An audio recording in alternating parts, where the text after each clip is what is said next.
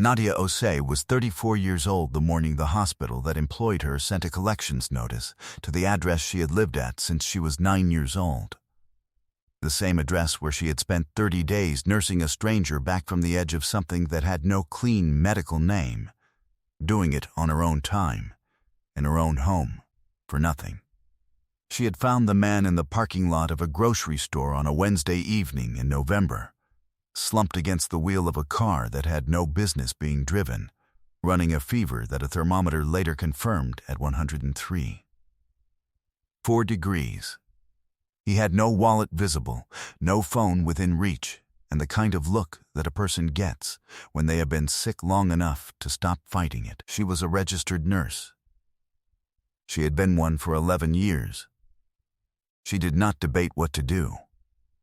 She brought him to her house on Birchwood Street in Charlotte because the nearest emergency room had a 6-hour wait, and she had the training and the equipment and the practical certainty that what he needed most was rest and consistent care, not a plastic chair and a television mounted too high on a wall. What Nadia did not know, what she could not have known, because the man in her spare bedroom had not offered it and she had not asked, was that the hospital currently attempting to garnish her wages for an unpaid bill of $9,200 was the 5th hospital in a quietly expanding network of healthcare facilities owned, in full, by the man she had just spent 30 days keeping alive. She had no idea. He had been too sick to tell her, and by the time he was well enough, the question of how to tell her had become considerably more complicated. What happened next would settle the bill, shut down the practice behind it, and change both of their lives in ways neither had planned. Before we jump into the story, comment where in the world you are watching from and subscribe, because tomorrow's story is one you need to hear. The morning light came through the east window of the kitchen at Birchwood Street and fell across the table in a long pale stripe, and Nadia Osei stood at the counter with her coffee and looked out at the yard her mother had tended for 30 years, and felt the particular stillness of a house that remembered everyone who had ever lived in it. Her mother, Abina Osei, had died 2 years prior, in the same bedroom where Nadia had spent the past month caring for a man she did not know. Abina had been a practical woman, a home health aide for 26 years, who had raised Nadia and her younger brother Kofi on the wages of that work, and the discipline of never spending what she had not earned, and never turning away someone who needed care. She had made it look like a natural condition of being alive, rather than a choice she had made over and over across a long career. She used to say, standing at this same counter with her own coffee, "A person who walks past someone in need is carrying that weight forever. You might as well stop and help." Nadia had been stopping and helping since she was 12 years old. It was the only way she knew to move through the world. The house at Birchwood Street was the same house in which she had grown up, bought from her mother's estate for a price the estate attorney had called below market, but reflective of the circumstances, meaning that Nadia had paid what she had and the estate had let it go because the family wanted it to stay in the family. She had painted the kitchen herself, replaced the window casings in the front room, and refinished the floors in the hallway with a sander she borrowed from a neighbor and returned the same day she finished. There was a ceramic tile she had set herself above the kitchen sink, cut from a piece of leftover blue-green tile her mother had kept in the garage for years, with no specific purpose, which Nadia had mortared into place one Sunday afternoon because her mother had always wanted something blue above the sink and had never gotten around to it. It was not a grand gesture. It was the kind of thing you did for someone you had loved and could no longer ask. She had been working at Piedmont Regional Medical Center for 6 years. She was good at her job in the way of someone who had chosen it rather than drifted into it, which meant she understood the difference between what the protocols said to do and what the patient in front of her actually needed. And she had the clinical judgment to know when those two things diverged, and the confidence to act on that knowledge without requiring permission. She worked the overnight shift 3 days a week and picked up additional shifts when the floor was short, which it usually was, because the hospital had been operating on a staffing model for the past 14 months that a person with any real experience could see was designed around the billing statement rather than the patient. Something had shifted in the administration since the acquisition by whoever had purchased the system the previous year. She did not know who. The name on the new ownership paperwork was a holding entity she had seen referenced once in a staff bulletin and had not thought much about.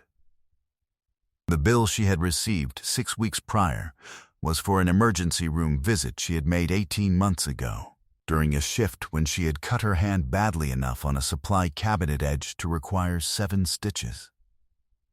She had been treated in the same hospital where she worked. The bill for $9,200 had arrived with no prior statement, no itemized breakdown she could find after repeated requests, and a collections notice attached suggesting that the account had been outstanding for more than a year. She had never received an original bill. She had health insurance through the hospital. She had filed a formal dispute through the billing department 3 times and received 3 form letters acknowledging her dispute and providing no resolution. She was paying rent, supporting Kofi through his last year of a degree program at a state university 3 hours away, and keeping the house on Birchwood Street from developing into the kind of deferred maintenance that became structural problems. The $9,200 was not a number she could absorb without consequence. She had not yet found an attorney willing to take it on contingency. She was still looking. On the morning she found the man in the parking lot, she had just come off a 12-hour overnight shift, was running on 4 hours of sleep in the previous 36, and had stopped at the grocery store for coffee creamer and a bag of rice. She almost did not see him. The light was going, the parking lot was half empty, and the car, a dark blue sedan, unremarkable, no dealer badge, was in a far corner that she would not normally have passed. But something made her look toward it, and she looked, and she saw the way his head was resting against the window at an angle that no person chose on their own, and she stopped walking. He was conscious when she knocked on the glass. Barely his name, he told her in a voice that was working hard to sound steadier than it was Edmund. Edmund Tate. He had been driving from a meeting and had started feeling the fever come on fast and had pulled over rather than continuing, a decision she credited to some remaining presence of mind the fever had not yet overrun. He was 51 years old, broad-shouldered, wearing clothes that were well-made and badly wrinkled in the way of someone who had been sitting in them too long. He had prescription medication in a bag on the passenger seat for a condition he named plainly and without embarrassment. He had missed 2 doses. His phone was dead. She made a decision in the same unhurried way her mother had always made decisions of this kind, not quickly, but without deliberation, the way a practiced person moves through something they have done enough times to no longer need to think through every step. She called her neighbor Marlene, who agreed to follow them in Edmund's car. She drove him to Birchwood Street. She put him in her mother's bedroom, the room that still smelled faintly of her mother's hand cream, and she took his vitals and assessed what she was dealing with, and determined that what he needed was rest and medication and consistent monitoring and the particular form of care that cannot be delivered through an intake form. For 30 days, that was what she provided. He was a difficult patient in the specific way of men who were accustomed to managing their own affairs and found helplessness structurally uncomfortable. He did not complain. He was too composed for that, even in the first week when the fever had not yet broken and he was running on the diminished fuel of a body working harder than it should. But he asked questions about everything she did, about the medication schedule, and the clinical reasoning behind each decision, and what each indicator meant, and what trajectory it suggested. He was not second-guessing her. He was simply a man who processed his world by understanding it thoroughly, and who had enough respect for the person caring for him to treat her intelligence as a resource rather than a formality. She answered every question directly, and somewhere in the second week of those exchanges, something eased between them that was different from the clinical relationship they had started with. She told him about her mother and the house, and why she had come back to Birchwood Street when she could have lived somewhere newer and easier. He listened with the full attention of a man who was not waiting for his turn to speak. He did not offer the equivalent story about himself. She did not press for it. The house had a quality that invited people to say only as much as they were ready to say, and she had always thought her mother had built that quality into it deliberately, the way you built it into a room by not requiring it to be anything other than what it was. He helped with small tasks in the third week when his strength was returning, washing dishes, carrying things from one room to another, replacing a light bulb in the back hallway that had been out since Nadia had moved back in and that she had been meaning to replace and had not gotten to. He did it without asking. He did not make it a gesture. What he did not tell her in any of those 30 days was who he was. What she did not know was that Edmund Tate had been the founding owner and principal investor of Tate Health Partners since he was 38 years old, and that Tate Health Partners had acquired Piedmont Regional Medical Center as its fifth property 14 months prior, and that the billing practices she had been fighting for 6 weeks were practices he had inherited with the acquisition and had placed on his internal review list but had not yet directly examined. She had no idea she was arguing with paperwork that bore the signature authority of the man sleeping in her mother's bedroom. The letter was what opened it. Edmund had been in the spare bedroom. He had graduated from her mother's room to the smaller room at the front of the house as he improved, reading through the stack of mail Nadia had accumulated on the kitchen table when he got up one morning ahead of her. He was not reading her mail deliberately. The letter was on top of the pile, open, the way things get left when you are managing too much at once. The letterhead was Piedmont Regional. The amount was $9,200. The account number in the upper right corner was a string of digits he recognized as belonging to the billing infrastructure of Tate Health Partners' southeastern portfolio. He read it twice. He set it down on the table. He sat in the kitchen chair for a moment in the particular stillness of someone absorbing something that has a specific shape. He thought about 30 days of care he had not asked for and had not paid for and could not have purchased at any price that would have meant more than the way it was given. He thought about a woman who had stopped in a grocery store parking lot after a 12-hour overnight shift because she saw someone who needed help, and who had then administered that help with the complete professional commitment of someone for whom it was not a performance but a way of being in the world. He thought about a billing department that had sent a collections notice to that woman's address. He was done sitting. He picked up his phone, his own phone, fully charged now, the one that had been dead in the car on that November evening, and he called a man named Warren. Warren Okafor had been Edmund's chief operating officer for 7 years. He was 54, methodical, and possessed of the quality Edmund valued most in the people closest to him: the ability to receive difficult information without flinching, and to act on it without delay and without drama. He had managed the logistics of 4 acquisitions, 2 divestitures, and 1 federal audit, and he had done all of it with the same level, unsurprised efficiency he now brought to the phone. Edmund told him about the letter. He read him the account number from the top right corner. He told him to pull the full billing history for that specific account and every unresolved dispute in the Piedmont Regional billing queue and have the summary on his desk by end of business. "How soon?" Warren asked. "I said end of business," Edmund said. "That means today." The call lasted 4 minutes. Edmund set the phone down and stood at the kitchen counter and looked at the blue-green tile Nadia had set above the sink and thought, not for the first time, about what kind of person made a gesture like that for a mother who was no longer there to receive it.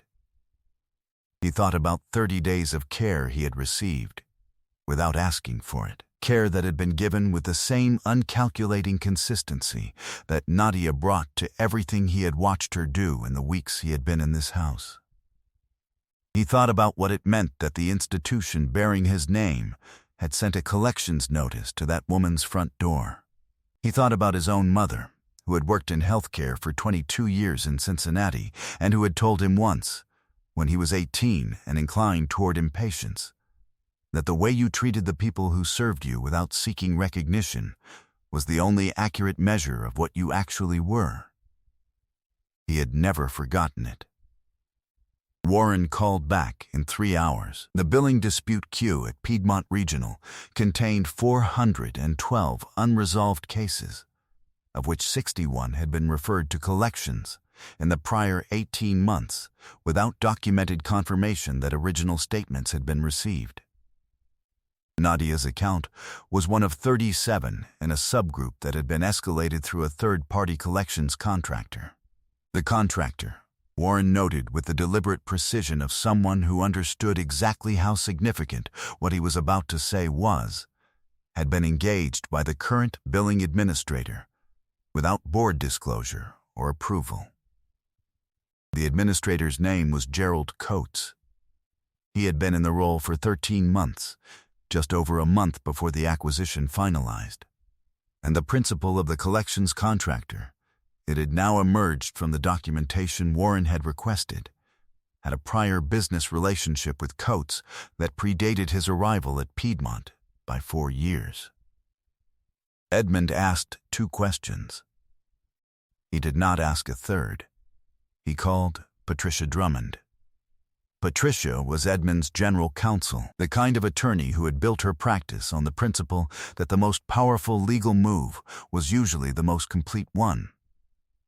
She had been with Tate Health Partners since the beginning, since the first hospital, before there was a portfolio to speak of. And she had the particular quality of listening to a problem the way an architect listened to a site, absorbing it entirely, identifying the structural issues, and then telling you plainly what would hold and what would not. Edmund gave her the summary.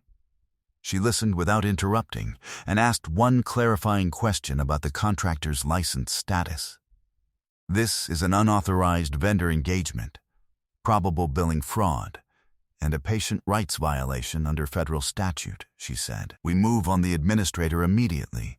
The contractor is referred to the state insurance commissioner. Every account in the collections queue is suspended pending full audit. A brief pause. All 412. All 412, Edmund confirmed. And the individual account you mentioned, she said. I'll close it and zero the balance and draft the apology personally. Another pause. Should I know why this one in particular? Edmund looked at the blue-green tile above the sink. He looked at the kitchen table where he had eaten breakfast every morning for the past 3.5 weeks, in a house that belonged to a woman who had stopped in a dark parking lot after a 12-hour shift and had not walked past. She earned it, he said. That's enough. Real power was the ability to make something right when you found out it had gone wrong. Not the announcement of the intention, the actual making right.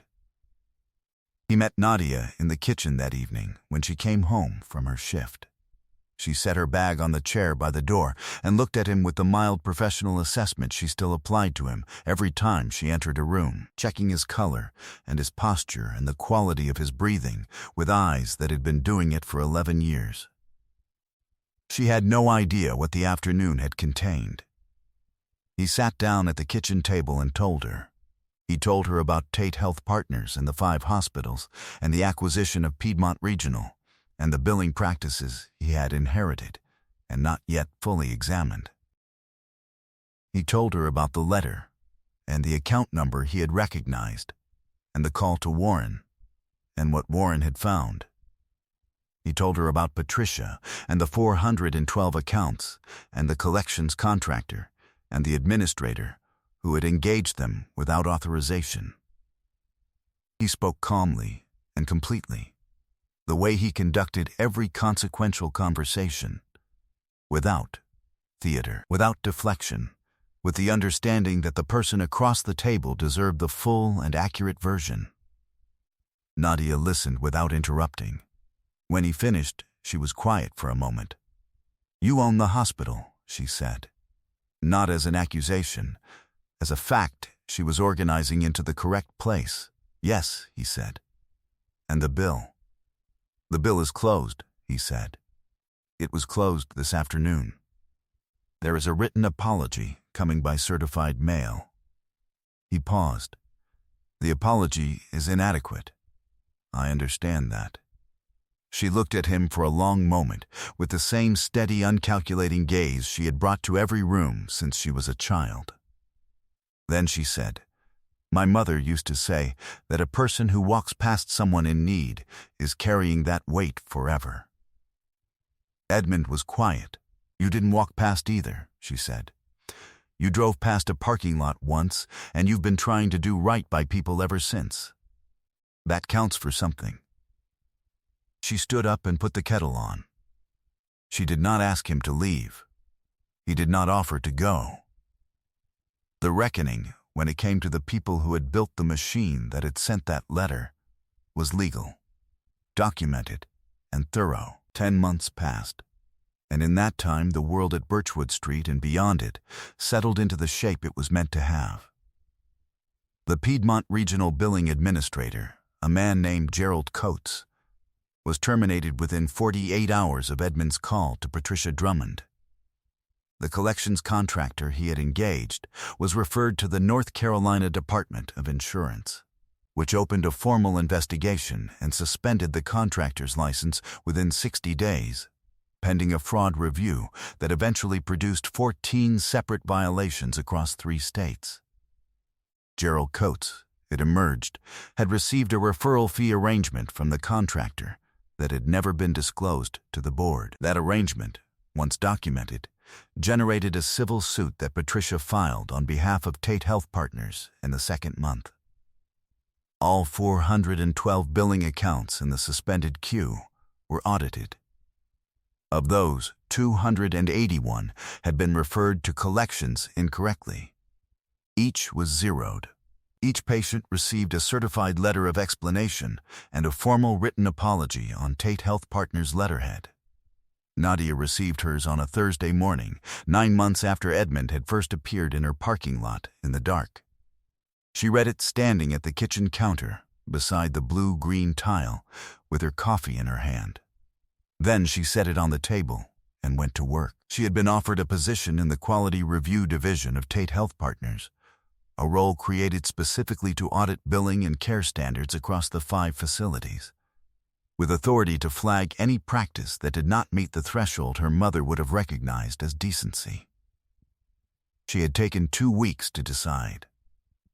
Then, she had accepted. On a Sunday morning in early spring, Edmund sat at the kitchen table at Birchwood Street with his own coffee and watched the light come through the east window in that long, pale stripe, and thought about a parking lot in November and a woman who had not debated what to do. He had repaired the screen door on the back of the house that week, a practical project. Nothing elaborate, just a hinge that had needed replacing for longer than it should have, done properly with the right tools and the correct attention, because that was the only way he knew how to do things. A woman who asked good questions and gave straight answers, and had her mother's practical certainty sat across from him, reading something, not requiring the morning to be anything other than what it was. She had her coffee. He had his. The blue-green tile above the sink caught the morning light in a way that made the color deepen, the way honest things deepened when the light was right. He had built a great deal in his life across many cities and many years and many rooms that had not remembered him after he left them. He was learning that the things worth keeping were rarely the ones you had built alone, and that the things that lasted were the ones that had been built with care for someone other than yourself. Bitterness required ongoing emotional investment in people who no longer deserved it, and neither of them had the time. Some things, once you finally did them right, stayed right.